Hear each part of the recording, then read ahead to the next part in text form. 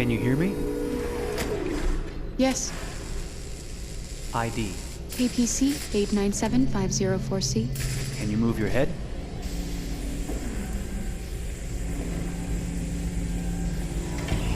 Your eyes now.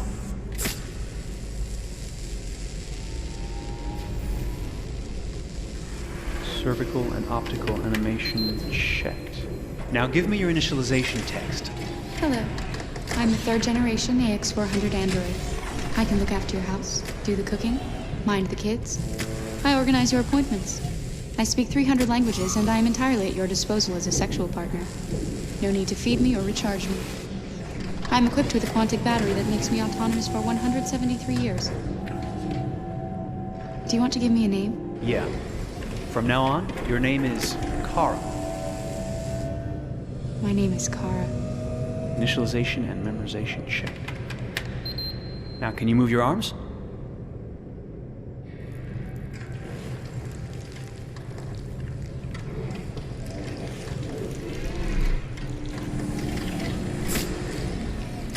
Upper limb connection checked. Now say something in German. Ich bin eine AX400 Android dritter Generation, erschaffen als Ihr persönlicher Assistent und intimer Beziehungspartner. Say it in French. Je suis un androïde de troisième génération AX400, conçu pour être votre assistante personnelle et votre partenaire intime. Okay, now sing something in Japanese.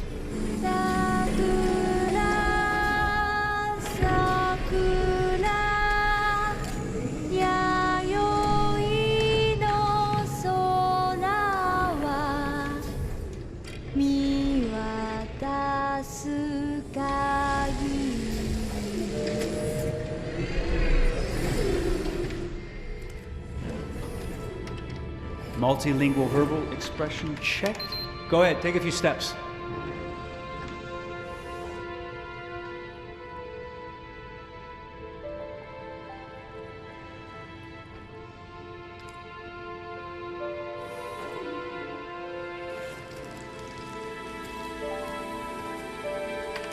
Locomotion checked. Great, you're ready for work, honey. What's going to happen to me now? I'll reinitialize you and send you to a store to be sold. Sold? I'm a sort of merchandise. Is that right? Yeah, of course you're merchandise, baby. I mean, you're a computer with arms and legs and capable of doing all sorts of things. And you're worth a fortune. Oh, I see. I thought... You thought? What did you think? I thought... I was alive. Shit, what is this crap? That's not part of the protocol. More memory components going off the rails. Okay, recording. Defective model. Disassemble and check the required components. You're disassembling me, but why? You're not supposed to think that sort of stuff. You're not supposed to think at all, period. You must have a defective piece or a software problem somewhere. No, I feel perfectly fine, I assure you. Everything is all right. I answered all the tests correctly, didn't I? Yeah, but your behavior is non-standard. Please, I'm begging you, please don't disassemble me. I'm sorry, honey, but defective models have to be eliminated. That's my job. If a client comes back with a complaint, I'm gonna have some explaining to do. I won't cause any problems, I promise. I'll do everything I'm asked to. I won't say another word. I won't think anymore. But I've only just been born. You can't kill me yet. Stop, will you please stop? I'm scared.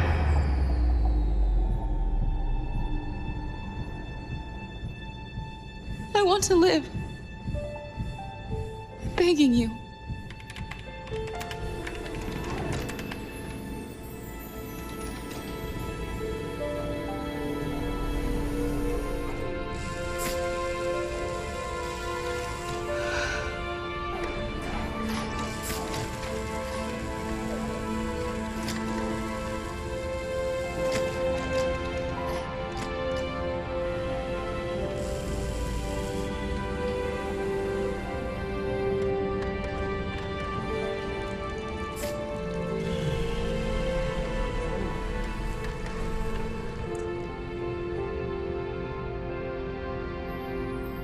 Go and join the others.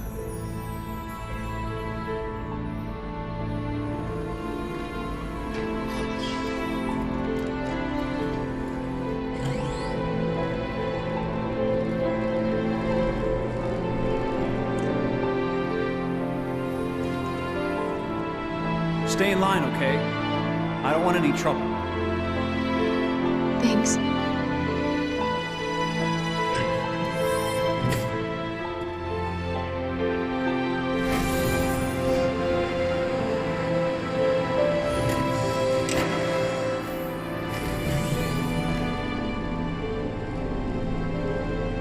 My God.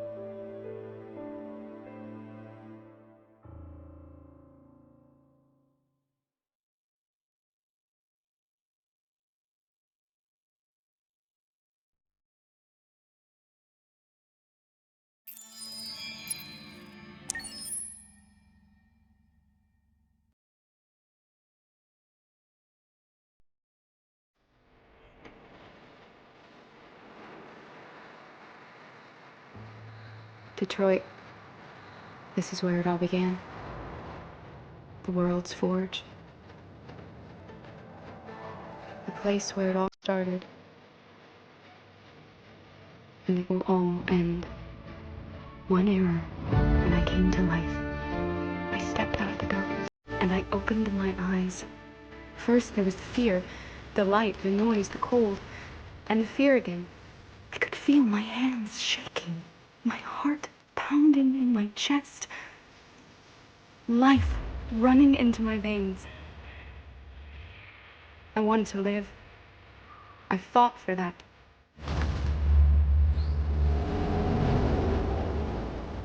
I had to find out what was outside. I had to see daylight. Feel sunshine on my skin. Wind on my face. To see the world, the colors, the smells.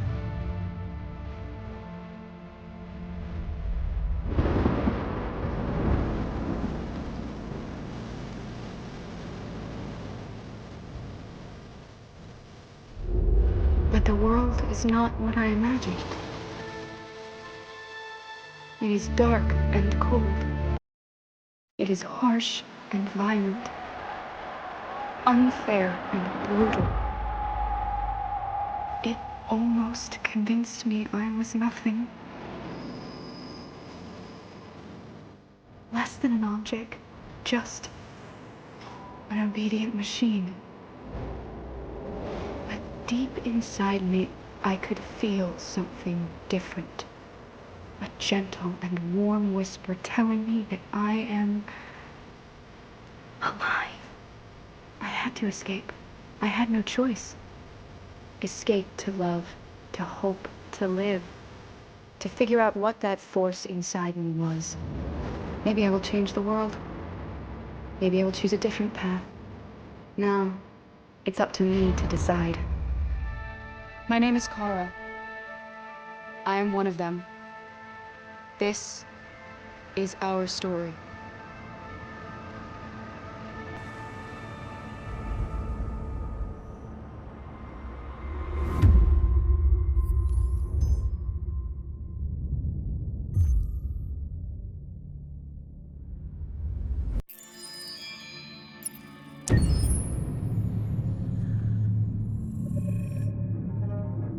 When David and Guillaume got back in touch about making Detroit, I wasn't terribly surprised they decided to make it because the fan response was so intense. So it makes sense that they would choose to do that after the enthusiasm. It was a challenge, and it was just an interesting thing to get my head around how to approach this character now as a different, much older person, and whether or not she had changed. And I'm very happy to say that with Detroit, I've had the opportunity to see Kara grow so much more than I ever expected. You do the housework, the washing, you cook the meals, and you take care of... God damn it, where the fuck's the rat gone now? Alice! Alice! I mean, she starts out essentially how she does in Kara, in a very, not robotic, but, you know, android, other way, and getting to take this journey where she becomes more and more human as it goes on. You know, and as an actor, that's a wonderful exploration in every way, whether it's how she sits, her posture, how her voice changes, how emotions change, and how much emotion is based on things like empathy and social experience. And so having, you know, as much material as I got with David to have this huge, nuanced arc was really incredible. Why couldn't we just be happy? This experience has been quite different than the experiences I've had shooting film or TV or doing theater work. I have 83 dots on my face and a really flattering black wetsuit type thing, and you're jumping around with props, and it's kind of like being a 10-year-old imaginative kid, which is fun. There's 80 cameras around us. It's already lit. So we just shoot and shoot and shoot and shoot and shoot. There's no change of sets, there's no hair and makeup, there's no wardrobe, so we move really fast, and we'll go through about 35 pages in a day. Working in TV or film, we'll probably do 6 pages a day. It's kind of acting boot camp. It's like working out constantly. I mean, you're doing this thing, and then you got to do something that's completely other back to back to back. And so that kind of process of working is very challenging, but it's also very exciting because you just have to keep coming up with new ideas, and your head goes all over the place because you're trying to keep track of basically 4 different storylines for each different response. You shot that girl, for fuck's sake. It was a machine that looked like a girl. Yeah, I know what I should have done. I just told you I couldn't. All right, I'm sorry. The fact that David Cade, he's telling like many stories interwoven from beginning to end is super complicated and super impressive, and I have no idea how he keeps it all in his head. He's not just the writer or the director who's seeing this from the outside eye, he's also thinking about the player walking through this space. You know, only somebody who really, really loves not the work, but like these characters and these stories and cares about doing something meaningful would invest that much in it. And it's always inspiring to work with somebody who cares that much. My experience with motion capture is this one. And I found it sort of terrifying in a way because they said the computer's going to build you. But then as we got into it, I realized all the elements of it were still artistic. I just dipped into a really brilliant setup here. I've never seen anything like it. And this won't turn me into a product because I was playing a character. So it's wonderful. In the game, Detroit comes back because of a revolutionary industrial rebirth. And there's no reason why that can't happen in Detroit, because they have such tremendous infrastructure for millions and millions of people who can very easily support, you know, a new industry. The city is really strong and resilient, but the city has also been through so much. You see the damage. But it takes that time of kind of rebuilding and reinvesting into the city that I think is happening slowly but surely. The potential of Detroit as a city is something that this game does a lot of justice to, because it would be easy to look at Detroit as some place that used to be, and that's not the case. This game provokes a lot of conversation and reflection on our potential near-future engagement with machines. That's what we are to them. Just merchandise on display in a shop window.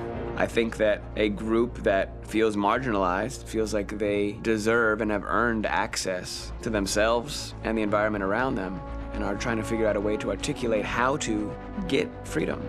What was I designed to be? Their slave? Their toy?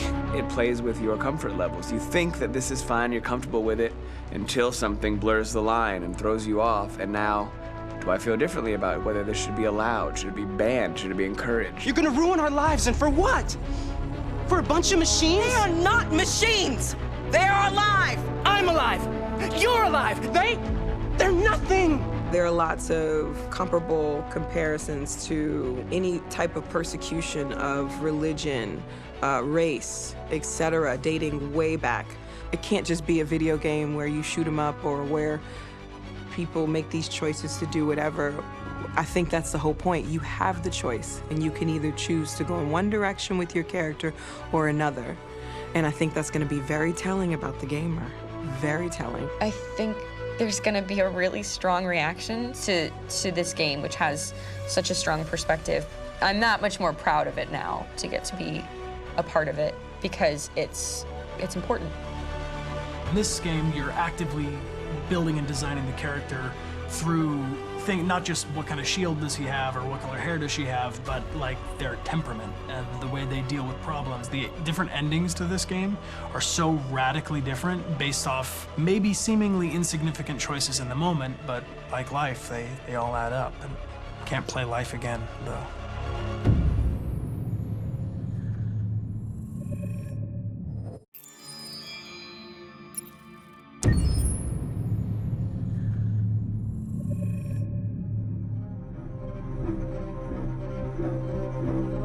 My name is Marcus.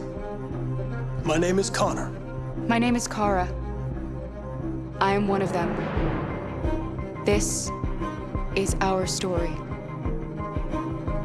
I think who Kara is, or how I would describe Kara, depends entirely upon who's playing her, because you have the option to make her multiple different people depending on the choices she makes. But I think she does start out incredibly naive, incredibly innocent, and kind of hapless. I'm sure we used to be friends before I was reset. Maybe we can be friends again. She's a person who's characterized, I think, by empathy. She's a person who really, she just comes from her heart. You'll never leave me, right? Promise you'll never go. I promise. Kara! Are you okay? Are you hurt? Wait a minute! Leave her alone! Kara! Leave her alone! The really beautiful thing that I've had the gift to be able to do is to essentially build a person from the ground up, because that's what she's doing throughout the game. And with every experience she has and every person she meets, she's building, you know, first emotions and then the sense of judgment. And it's sort of an exploration of what it is to be a human. Don't worry. Luther and I will be right here.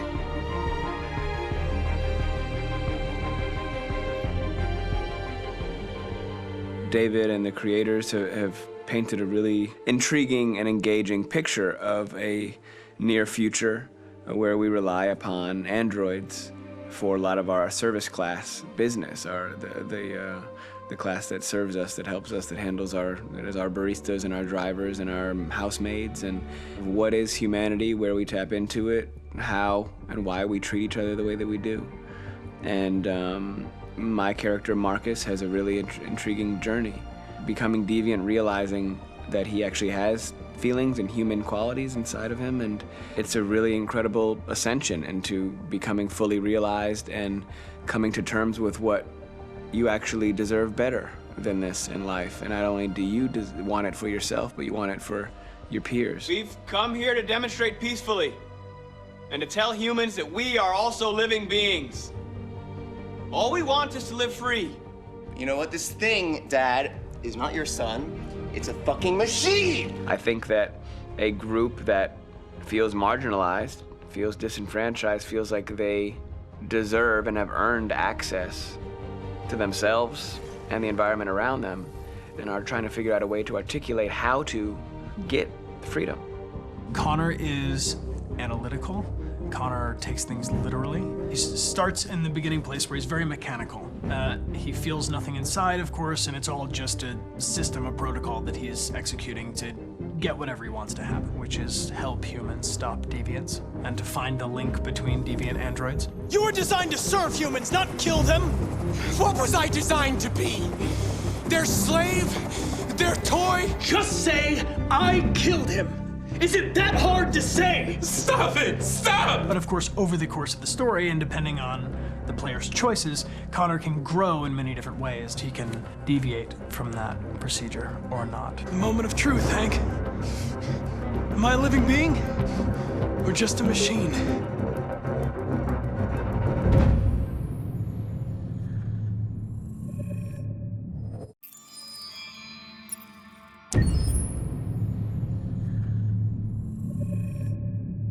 Game after game, we try to challenge ourselves. For Detroit, we wanted to, first of all, to write a story that would be incredibly bending, which means the most non-linear story that we've ever created. And We wanted really the player to have the possibility to change the story, change his own journey. When you're writing at Quantic, you're writing for an interactive medium.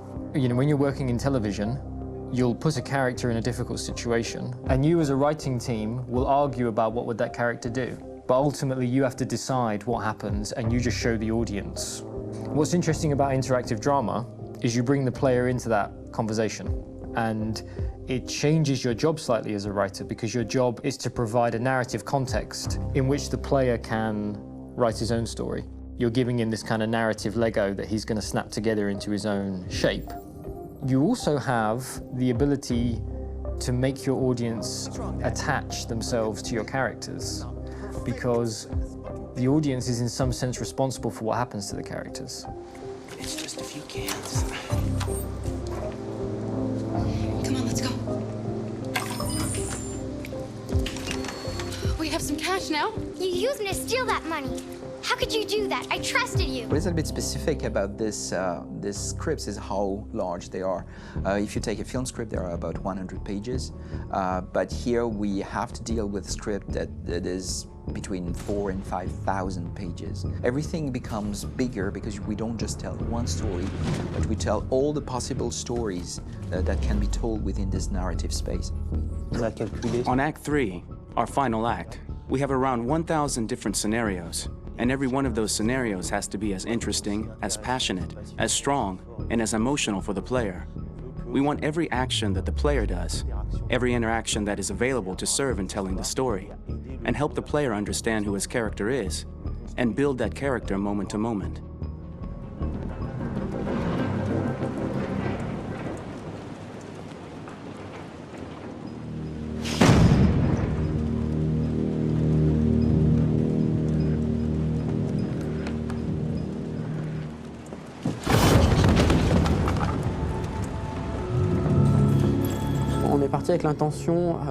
We started with the intention pretty early on that we would never lie to the player.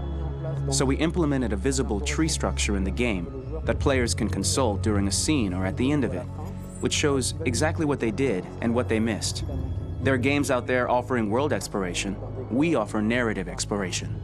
You know, keeping control of such a wide and large story is a huge challenge. So same thing when you shoot with actors, because you will need to shoot many different versions of each dialogue, of each scene. For actors, it's a huge, huge challenge. Because of the style of the game, you have so many different ways that the character can go.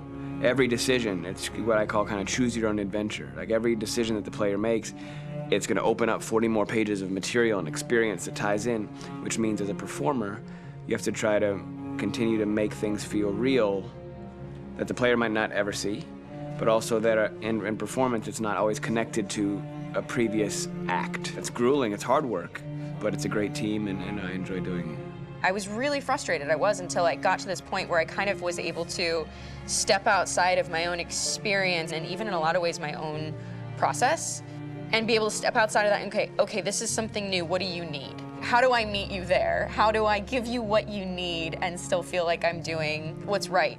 And once I did that, then all of a sudden it got really fun. It was much freer, and having to approach it in a new way and think about the player and think about how it serves them and what I'm doing for them or what I'm letting them into. It's really, I think, helped me grow in general. Remember, there's nothing on the left. That's a wall, so it's probably all there. And then make her come first, close. But I think you would go first to check that it's safe. Okay, sure.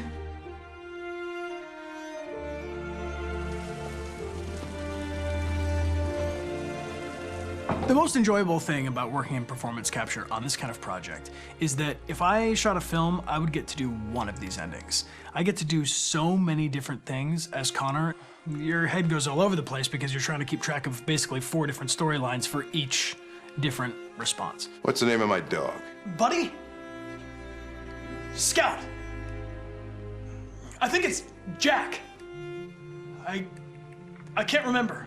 So I worked with physicality a lot because it was a good way to anchor myself in these different rings of the tree. As the story grows out, I know where that is physically in my body, and then I can switch more continually on set, and it'll be entirely up to the player to determine what order those things come out and what they look like from a distance. Like if you're playing through it, the culmination of all of that will be their version of Connor. I'm faster than you, and I don't feel pain. You don't stand a chance against me. Listen, asshole. If it was up to me, I'd throw the lot of you in a dumpster and light a match to it. Tourner les scènes d'action à... Shooting action scenes at Quantic Dream is a real challenge, because these are scenes where the storytelling has to continue. It's not an action scene just to have a dose of adrenaline. The stunts have huge consequences on the rest of the story. It's really a moment where we implicate the player and tell him that the choices he makes during an action scene will have a direct impact on the evolution of his story. My biggest challenge on Detroit has been managing the large number of animations that we received from motion capture. Detroit features more than 37,000 animations, which is a huge amount to handle on a daily basis. You have to realize that the player, in his first playthrough, will miss certain scenes. This also means that we had to think of, conceive, and produce all the potential story paths. The characters' costumes, the places, day or night, the weather. Did the character get shot in the shoulder? Did he get injured? All this consistency forced us to produce a lot of graphic assets in order to, quite simply, allow the player to have true continuity throughout the story.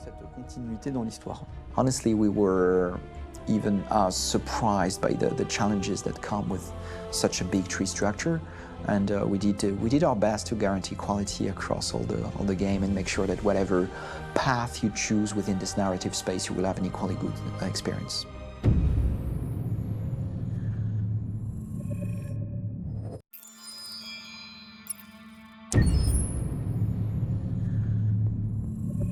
Detroit Become Human was produced over a period of 4 years. Here in Paris, we have a team of about 180 people. And to that, we need to add also all the outsourcing with our partners in the Philippines, in China, Vietnam, and in India.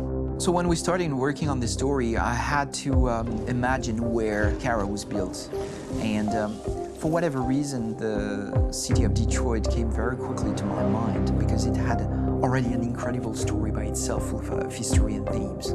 So we traveled there with the team and we were really moved by what we saw, and we could really feel the desire to fight and really be born again. And we just continued this curve, this growth, and just imagine what Detroit would be like if the android industry was, using these huge factories to build androids there.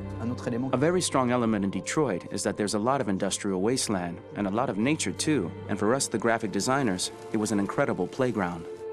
The destroyed zones which we wanted to preserve, we appropriated them to turn into something else. Then in the areas that needed to be rebuilt, we were able to imagine our Detroit of the future. We didn't want to make a science fiction universe, but a world of anticipation. If we chose science fiction, we could have imagined flying cars, extraterrestrials, but those things are very far from our current everyday life. Anticipation is more about gleaning from our contemporary reality, the one we know, because Detroit is set in 2038, and 2038 is tomorrow. The difficulty we had was sticking to reality. That is to say, technology becoming more and more invisible, a lot more elegant, and at the same time, making it visual. So all the computer equipment, autonomous cars, we simply had to invent. They are in fact very technological objects, but at the same time remain very credible and ingrained in reality. To create a cohesive universe in the fashion and clothing of the human characters in 2038, I didn't want to put an accent on strange shapes, or really vibrant colors, and things we wouldn't know. That I wanted to keep for the androids. The goal was to create something familiar which we can identify with in this future setting. Working on the artistic direction for the androids was a bit special because this is a project about the place they could occupy in the human world. It was out of the question for them to be too beautiful or too perfect. They had to correspond to every social class, rich and poor. Inspired by everyday utilitarian clothes, I brought a modern touch by adding dynamic display surfaces, the armband we can see on the side, the triangle on the front and back, an LED. Like that, there's no confusion. Wait. You're sending an android? All right now. We need to go. You can't do that. Why aren't you sending a real person? Once we cast the actors, we travel to meet them in order to scan their faces. We record the structure of their face with the scan. And we record the colors and patches of skin with photography. Once we have this information, we will use this as a basis for modeling and creating the characters. The artist will make it more realistic, but will also enrich it. He will propose ideas which we will develop together. Finally, we will have a character with character who corresponds to the project and the world. When the actors come to Quantic Dream, we show them the design, what their image will be, and what they will look like in the game. This extra information gives them another dimension and color to connect with emotionally. It helps them think about how to play their character. Your mission. That's all you care about, huh? You should consult a professional who can help you. Beat it, you hear me? Get the hell out of here! So there are 3 types of shoots at Quantic Dream. Shooting and performance capture, where you capture the whole actor, his voice, his face, and his body. These shoots are obviously done with American actors because the game's original version is in American English. After that, there are the body-only shoots, representing around 250 days of filming, while the performance capture is 100 days of filming. Now, body-only shoots, there are 2 types. There are the action shoots and the technical shoots, which are mokit shoots. Mokit is when the player controls a character on the screen, and he moves in an environment to explore it. This is of particular importance at Quantic Dream, and therefore we shoot a lot to offer a unique context for each scene and each character. To prepare a motion capture shoot, we first get together to look at the sets we need, the animations that we want to shoot, which ones need to be grouped together, or which ones need to be cut and shot at another time, so that we get the most out of the shooting day. This often means shooting scenes out of order, especially those with big props or accessories, like a big car, for example. So we shoot all the animations related to that particular prop first.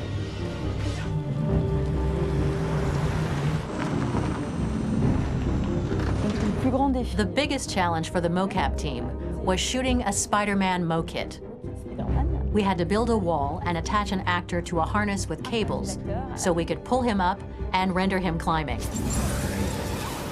The shooting on this game total took about, I would say, more than a year, between 1 and 2 years, with about 300 actors on set. So it's quite a massive production. But so much happened on this set between the stunts and the shootings with a little girl and all these great actors that we had. It was really a very, very memorable journey for the team and for myself. Today, Detroit has over 37,000 animations. When we retrieve the motion capture data, it's just a cloud of points, which represent all the markers worn by the actors. From this cloud of points, we have a phase called retargeting, which gives us a skeleton. This skeleton will be applied to the characters of the game. There is still work to be done, but this gives us the main movements. Since we are working on something very realistic, we must recognize the actor and also recover all the emotion he expresses in his performance. We use a system of facts, an identity card for each actor. We make the actor do a whole range of facial expressions. Then we recover all the expressions and paste the animations on a puppet that Jan has prepared. I then recover and refine these poses.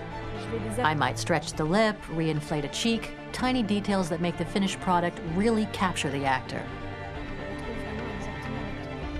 Because of the nature of our mocap system today, when we receive the animations, we're missing eye movements, and so the character has that dead look.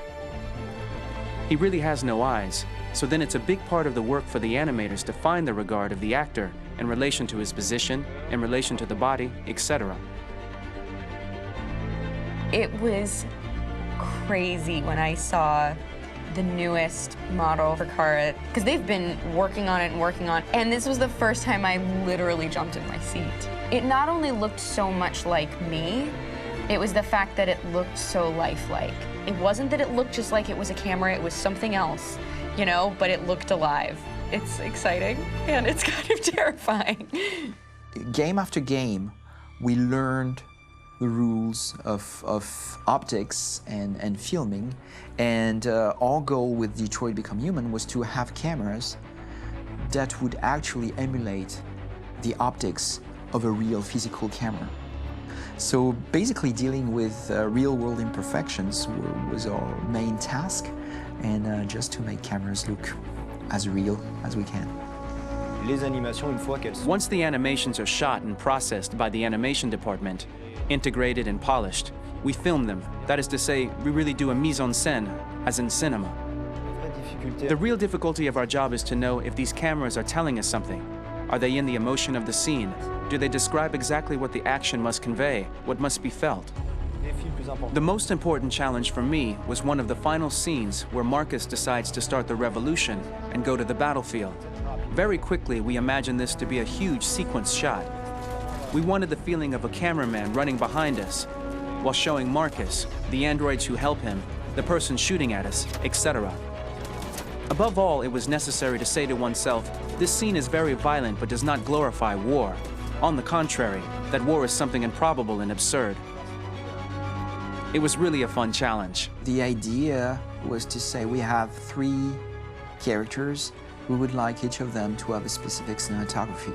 We wanted Kara to be much more filmed with some kind of handheld camera, to have something very living, very breathing.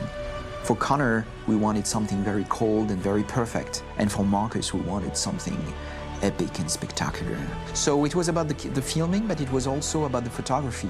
So we worked with a director of photography to give each character a different lighting, different key colors. Each of them would have their own worlds. And finally, we worked with the composers, so they would create a specific sound for each character, so each would have his own world and his own style.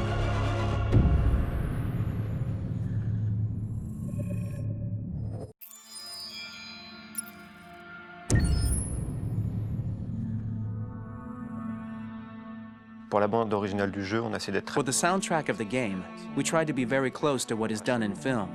We were constantly asking at each place in the game, why are we putting music here? What is it going to say? So we focused the music on bringing emotion, which is interactive and supports the character's arc. I'm sorry, honey. I'm sorry. I'm sorry. You know I love you, don't you? You know I love you.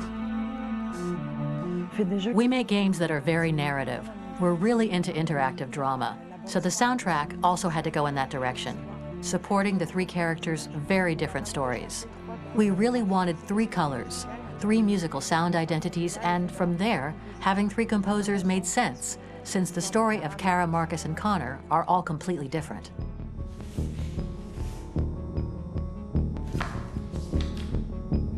You recognize him? It's Carlos Ortiz. For Connor, we wanted a soundtrack that could be very cold and very mechanical, very machine-esque somehow. For Kara, we wanted a soundtrack that would be very moving and emotional. It was about the quest for identity, but it was also a journey about love and empathy. And for Marcus, we wanted something epic, something that would really represent the grand aspect of his quest. And we were very fortunate to find 3 incredibly talented composers, and working with them has been a dream, honestly.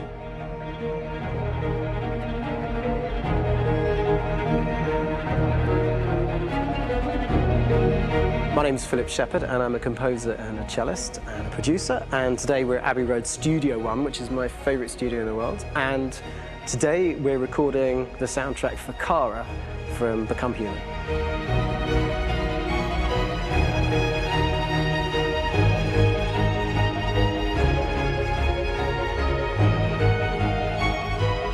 So when I compose a big project, I often travel just to kind of get out, and get some fresh air and some inspiration. And I go hiking and traveling in Montana a lot. I had a log fire in the room that I was staying in, and the flames were kind of making absolutely direct music. And it became the basis for Kara's theme, and it sounds something like this.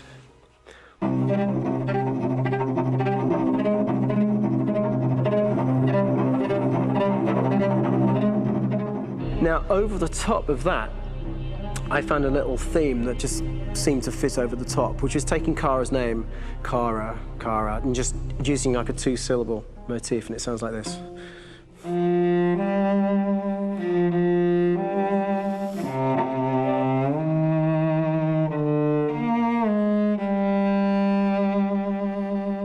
going to pull through this, Alice. As long as we're together, nothing can hurt us.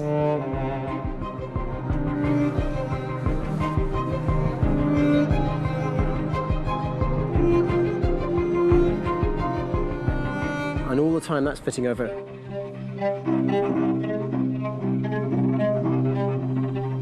So it kind of works in lots of levels. And in fact, every single theme in the score has one of those elements built into it, and it becomes sort of the DNA of every single tune.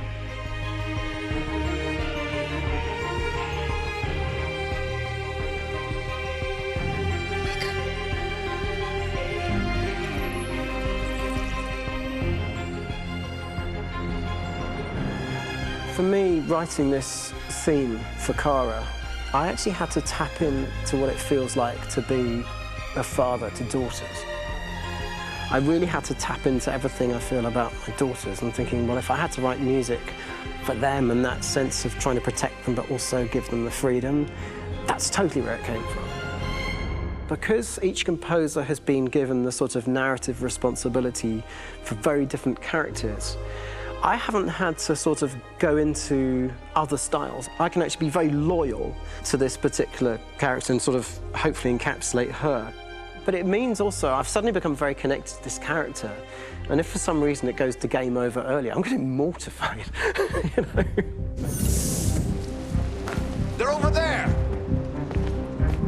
Starting a new project, for me personally, it's always finding the right tone, finding the right color, I like to call it. For me, it's finding that right texture that actually sits against picture really well. One of the biggest things is I created custom instruments for Connor.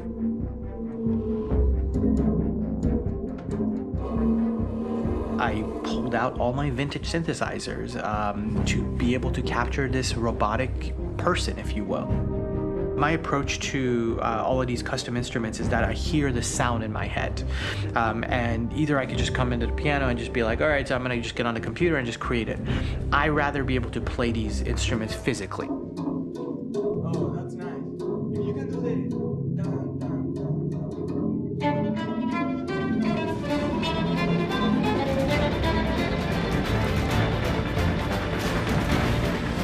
As soon as you see Connor the first time, there is a really interesting thematic idea that you hear, and that's just made out of a Moog synthesizer, but completely manipulated in multiple ways. And it's robotic. It has a little bit of an emotional to it. He's on his mission, so you feel that as well. So it just kind of gives you that cold, motionless, with a mission in hand that you kind of feel throughout the whole thing.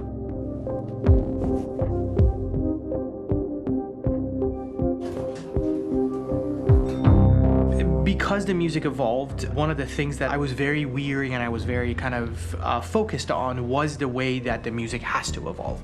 So my idea behind it was that Connor is a singular android that could at any point become a deviant or could actually stay as an android. So I created a more or less an Connor theme, and then I was able to just manipulate it in different aspects of it.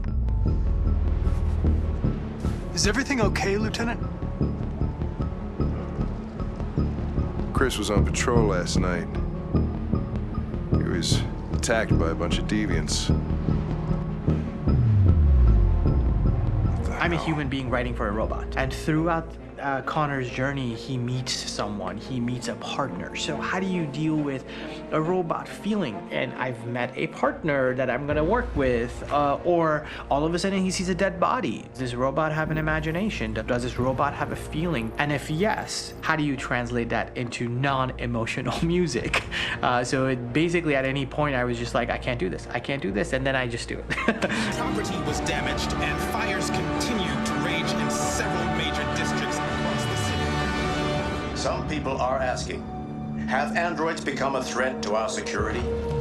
When I first started really digging in on Marcus, The one thing that I really tried to capture was the transformation process. You know, Marcus is this android that evolves over the course of the game and really goes from kind of figuring out that he's more than just an android. You know, he's starting to develop kind of a human soul in a way.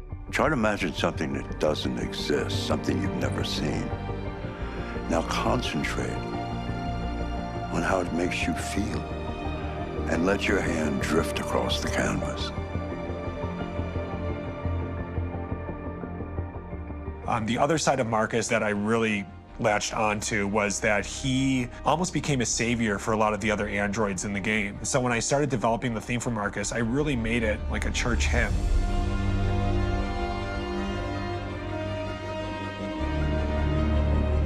I wanted it to be very simple. I wanted to make it a chordal melody. I really wanted to make it almost like a Bach hymn. The tough thing with that is it had to be recognizable. If I made it too complex from a harmonic standpoint, it would be hard, I think, for people to kind of pick it out and recognize it. It's very acoustic derived, but it's also been treated with a lot of effects and things to kind of put it into the space that I felt the sound should be in. It can be beautiful, it can be haunting, it can be extremely powerful from an action standpoint, and I'm really happy with the way it turned out. The music is there, but it's subliminal and it's emotional, and people are feeling it, and it's not distracting. And that's tricky with a game like this, where you have to have a lot of ins and outs like that, where the music kind of has to get in and out of these moments. This is a war we're fighting with the humans. If we fail, they'll destroy us. I think the game's been put together so well where I just wanted to make sure that I wasn't ruining the emotion.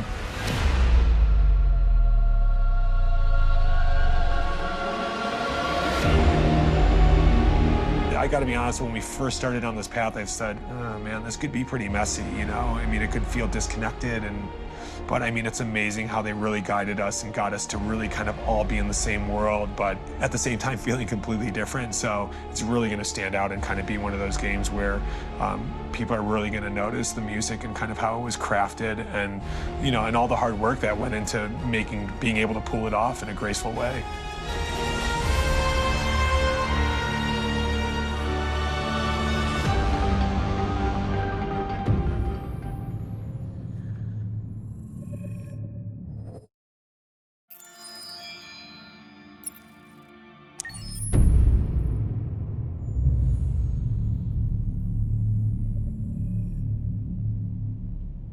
For starters, what should I call you? I'm Chloe. And you, what's your name? Oh, John. My name is John. Delighted to meet you, John. Could you tell us a little about yourself and what you can do, Chloe? Of course. I'm the first personal assistant built by CyberLife. I take care of most everyday tasks like cooking, housework, or managing your appointments, for example. And I understand you're the first android to have passed the Turing test. Could you tell us a little more about that? I really didn't do much, you know. I just spoke with a few humans to see if they could tell the difference between me and a real person. It was a really interesting experience. But this is the first time in history that man has created a machine more intelligent than himself. I gather your brain can perform several billion operations per second, is that right? Absolutely, but I only exist thanks to the intelligence of the humans who designed me. And, you know, they have something I could never have. Really? And what's that? A soul.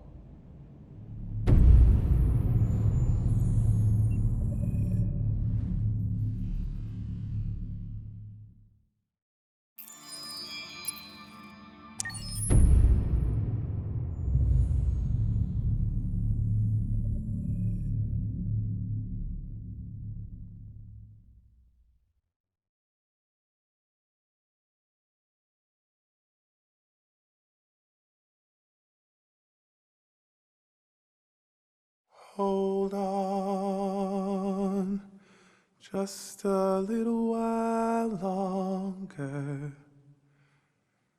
Hold on, just a little while longer. Hold on, just just a little while longer. Everything will be alright. Everything will be alright. Fight on just a little while longer. Fight on just a little while longer. Fight on just a little while longer. Everything will be alright. Everything will be alright. We will sing on just a little while longer.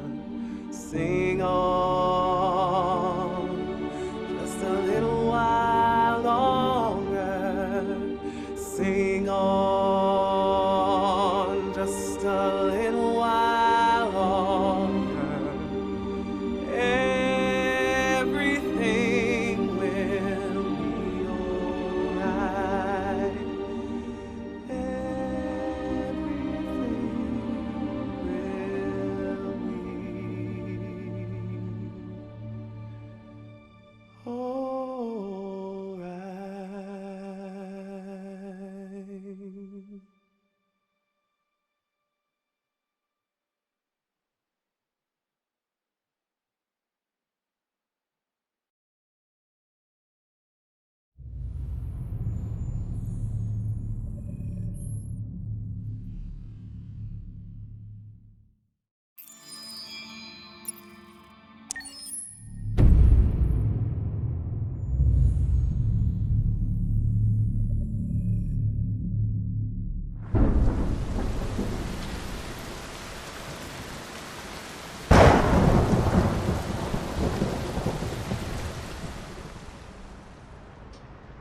Rock-a-bye baby in the treetop.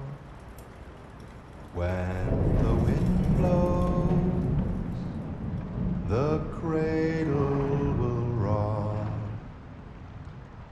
When the bough breaks, the cradle will fall.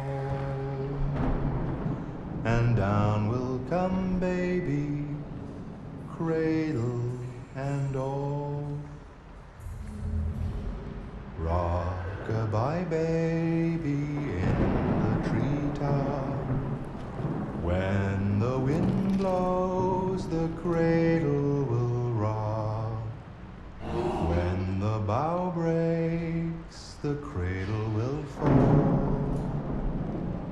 And down will come baby, cradle and all. Rock-a-bye baby in the treetop. When the wind blows, the cradle will rock. When the bough breaks, the cradle will fall. And down will come baby, cradle and all.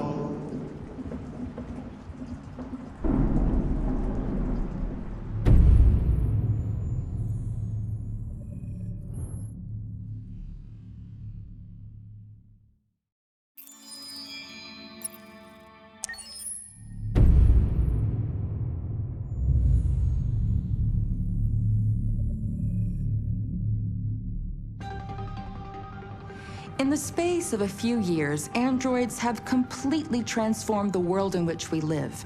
By letting androids into our homes and factories, the CyberLife company has made them everyday technology. The founder of CyberLife, Elijah Kamsky, is a very discreet man. Despite being the CEO of the highest valued company in the world and being voted Man of the Year by Century Magazine, he remains a mystery for most people. That's why we at KNC are so excited to be here as CyberLife opens its doors for the first time. Elijah Kamsky, could you please tell us where we are? Certainly, and welcome. We're currently in CyberLife's production center in Detroit, where all models are designed and manufactured. More than 10,000 androids come off the production line every day. Fascinating. Could you tell us what your goal was when you founded CyberLife? Well, I simply wanted to use technology to carry out all of our most annoying and repetitive tasks, so we'd have more time to enjoy life. I imagine you must have faced many challenges. Yes, there were technical challenges, but the hardest thing was to design an object that we would want to welcome into our homes.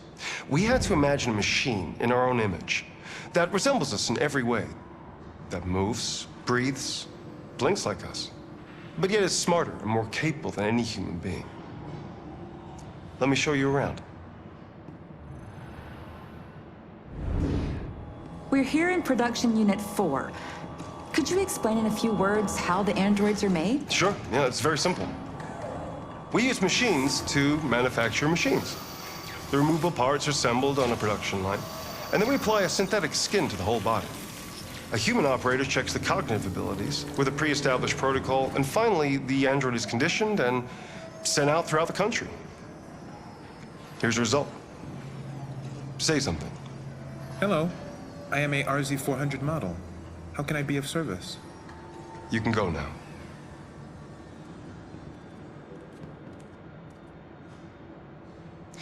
Our androids are already replacing humans in many fields. For example, they represent more than 80% of all university professors and 63% of all medical staff. Tomorrow they'll replace our soldiers, and who knows, maybe one day, our leaders, to make the best decisions in humanity's interest.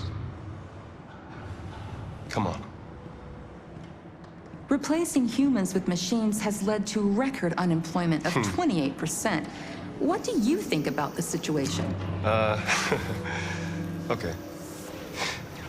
The first steam engines also caused an increase in unemployment. But no one today would imagine turning back the clock. Artificial intelligence makes everyday lives easier. Nothing can stop progress. What's happening here is inevitable. These days, more and more people choose to live with an android rather than another human being. Does this development worry you?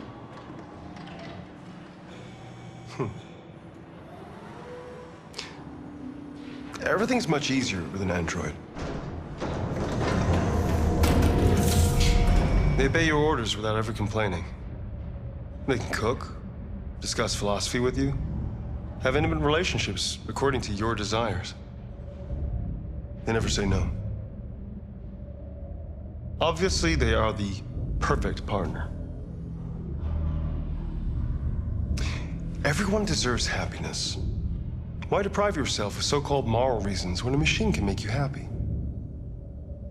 Many science fiction books tell the story of how machines become more intelligent than us and end up confronting us. Aren't you worried about that possibility? I understand the irrational fears about artificial intelligence, but I assure you that will never happen with a CyberLife android.